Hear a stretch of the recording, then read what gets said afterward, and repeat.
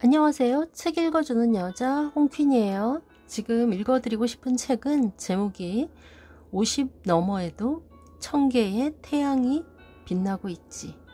유인경 지음, 테라코타에서 나왔습니다. 정말 저는 공감 가는 글들이 많았는데요. 좋은 글이 많았던 이 책 조금만 읽어드려 볼게요. 잘 한번 들어봐 주세요. 품격, 말과 태도, 생각을 격조 있게 다듬어라.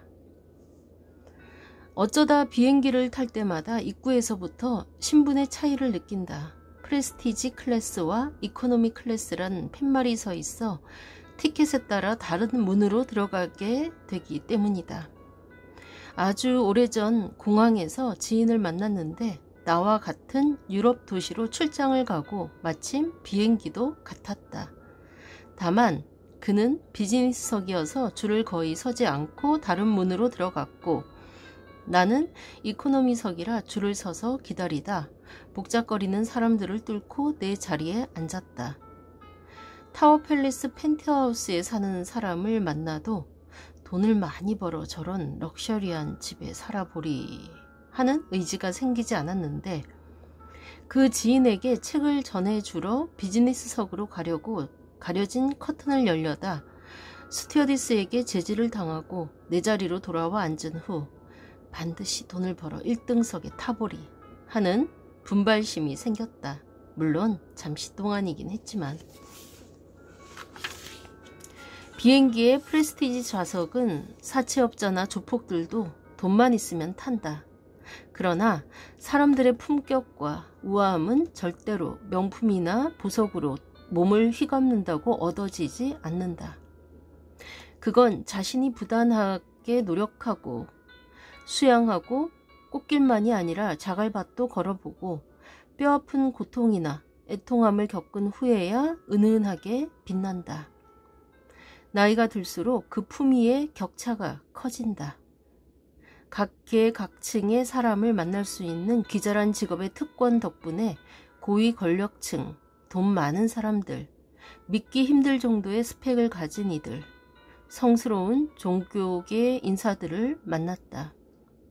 그들의 타이틀에 잠시 고개가 숙여지기도 했지만 간혹 상스러운 말투, 직원이나 식당 종업원을 하대하는 태도, 자기보다 조금만 높은 지위의 사람 앞에서 갑자기 비굴해지는 모습을 확인하고는 그들을 존경할 수는 없었다.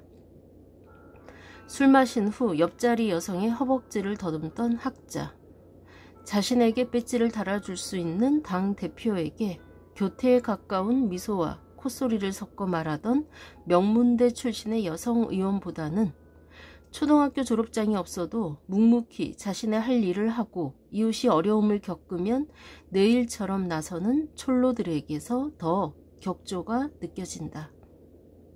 전직 기자로서 내가 가장 추앙했던 사람은 정작 본 적은 없는 이탈리아 기자 오리아나 팔라치다. 조상의 음덕 덕분에 무사히 정년 퇴직으로 기자 생활을 마감한 나는 팔라치가 쓴 기사, 그의 평전과 관련 기사들을 읽을 때마다 나 자신이 너무 한심하고 부끄러웠다. 마치 증거 불충분으로 무죄 판결을 받고 나온 죄인의 안도감과 불안이 동시에 느껴졌다. 특히 나는 침묵하지 않는다. 오리아나 팔라치, 나 자신과의 인터뷰라는 책을 읽고는 더욱 그랬다. 그는 대학 졸업장도 없지만 종군 기자로 세계 각지의 전쟁터를 누볐으며 세계의 최강자들을 자신만의 스타일로 인터뷰해서 유명해졌고 소설을 비롯해 그가 펴낸 책들이 1000만 부 이상 팔려 미국 뉴욕에 화려한 아파트를 구입하기도 했다. 유명인들이 가장 인터뷰를 제안해주기 바라는 기자였지만 헨리 키신저나 호메이니 등은 인터뷰를 한 후 팔라치와의 인터뷰를 불쾌해하고 후회했다. 그들의 가면이 벗겨졌기 때문이리라. 나는 인터뷰를 통한 저널리즘을 개척했다. 내 인터뷰들은 매우 엄격하고 정확했다. 나는 누구도 배신한 적이 없다. 내가 증오하거나 존경하지 않는 사람일지라도 인터뷰이가 내게 한 말을 충분히 전달하고자 주의를 기울였다. 그 누구도 부정확하거나 사실이 아닌 말을 썼다고 나를 비난할 수 없었다.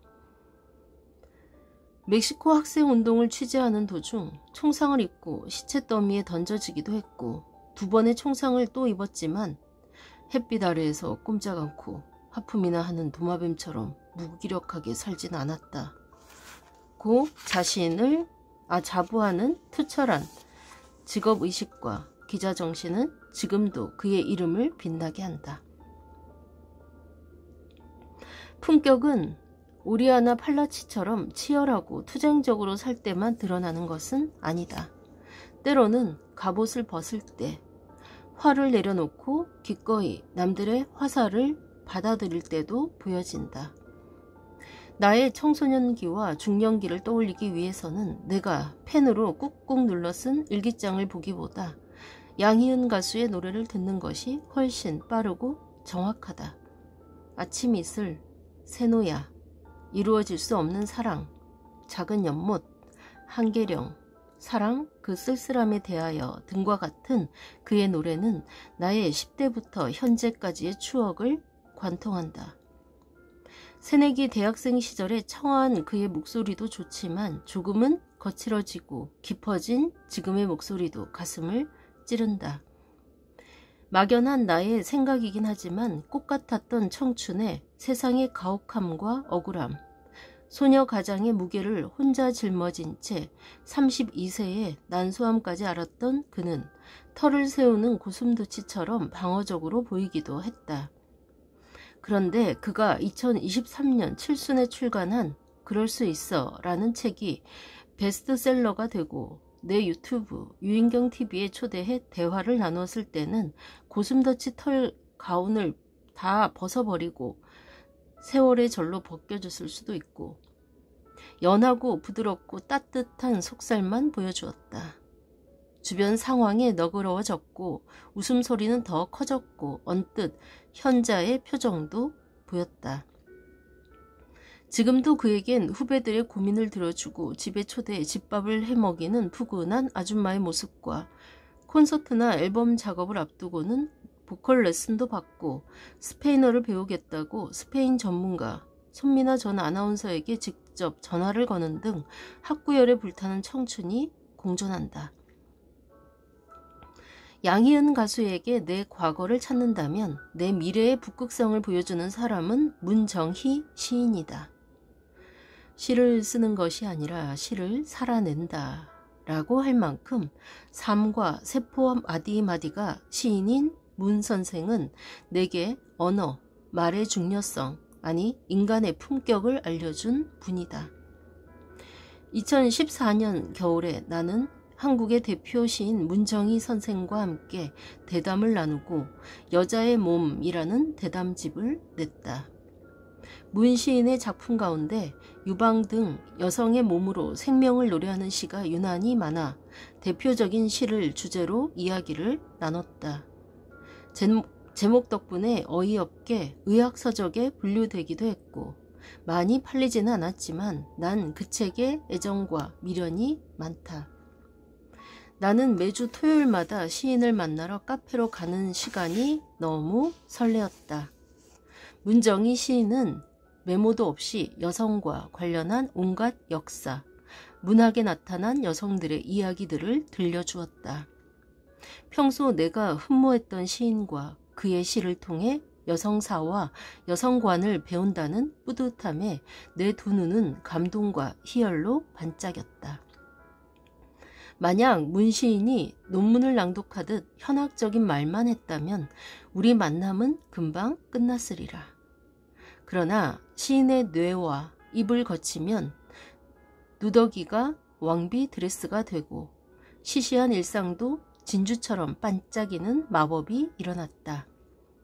문 시인이 착용한 의상, 액세서리도 모두 완벽해서 명품이 아닌 벼룩시장에서 산 물건인데도 눈까지 황홀했던 그 시간들이 그립다.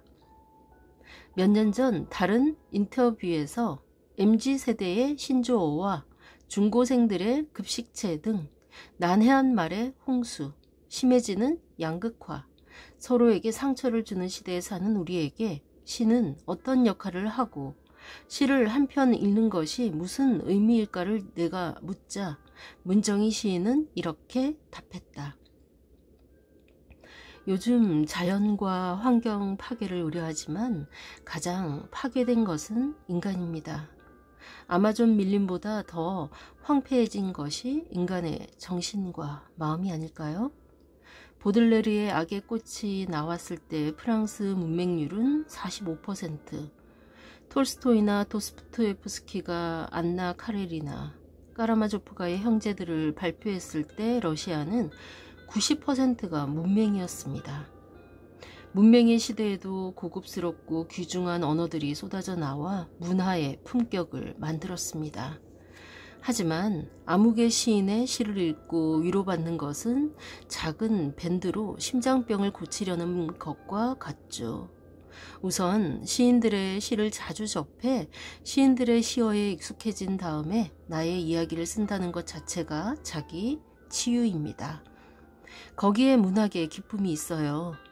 상투에 길든 언어를 걷어내고 내면에 솟아난 신선한 샘물을 마시는 게 문학이니까요.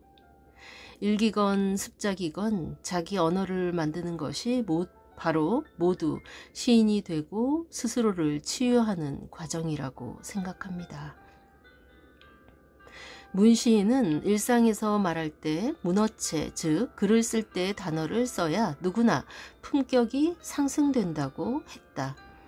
헐, 대박, 짱 등으로 모든 감정과 감탄사를 대신하는 요즘 사람들의 얼굴이 경박해지는 것 같은 것은 나만의 억측일까? 나는 사람의 품격은 그가 말할 때 드러나는 얼굴, 즉 얼굴성에서 나온다고 생각한다. 누군가 아름다운 노년은 우연과 자연이 아닌 스스로 만들고 다듬어가는 예술 작품이라고 했다.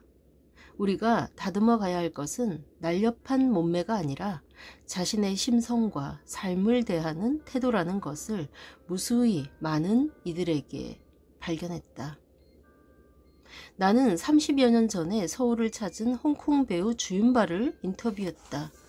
홍콩 느와르 영화 전성기의 대표 배우인 데다 한국에서도 CF에 출연해 엄청난 인기를 누릴 때였다. 하얀 터틀넥 스웨터에 면바지 등 편안한 옷차림에 그가 특유의 반달 같은 눈웃음으로 등장했을 때 무대 조명이 켜진 것 같았다.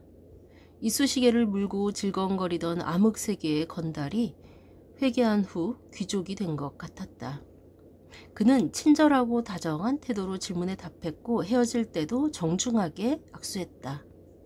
동행했던 사진 기자가 주윤발과 인터뷰하는 모습을 찍은 사진을 내게 선물했는데 그 사진을 확인하고 너무 부끄러웠다.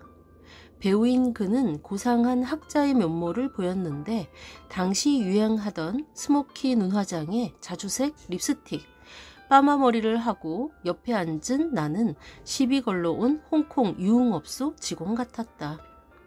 그 이후 나는 절대로 유명 스타와는 인증사진을 찍지 않는다. 어쨌든 그때 나는 친절한 윤발 씨의 팬이 되었다. 그 주윤발이 70을 바라본다. 그 후 그가 뉴스에 등장한 것은 스페인의 이비사 섬 해변에서 휴가를 즐기거나 파리의 미슐랭 별 3개 레스토랑에서 와인을 곁들인 만찬에 참석하거나 슈퍼카에 앉아있는 유명 스타의 모습이 아니었다. 대신 지하철에서 야구 모자에 점퍼 차림으로 손잡이에 의지한 모습. 하프 마라톤을 달려 놀라운 기록을 세운 일들이 대부분이었다. 얼마 전 한국을 방문하기도 한 주윤발은 내게 필요한 것은 점심, 저녁 먹을 흰 쌀밥 2그릇뿐 이라며 1조 원에 가까운 재산을 기부하겠다고 밝혔다. 그는 아침을 먹지 않기 때문에 하루 2그릇만 필요하다고 당뇨가 있어 가끔 한 끼만 먹는다고 했다. 기부에 관한 질문에도 그는 눈웃음을 지으며 유머러스하게 말했다. 내가 기부를 결정한 것이 아니라 아내가 한 것입니다.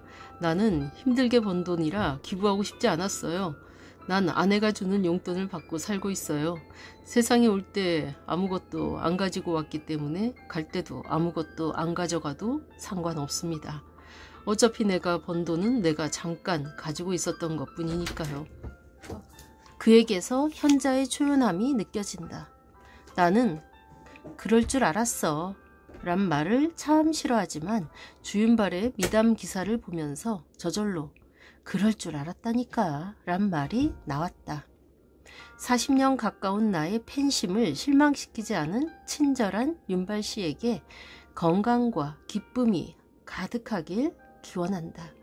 그리고 당신이 앉은 지하철 의자는 비행기 프레스티지 좌석보다 더 빛이 난다고 말해주고 싶다. 네, 와 정말 멋지네요. 그쵸?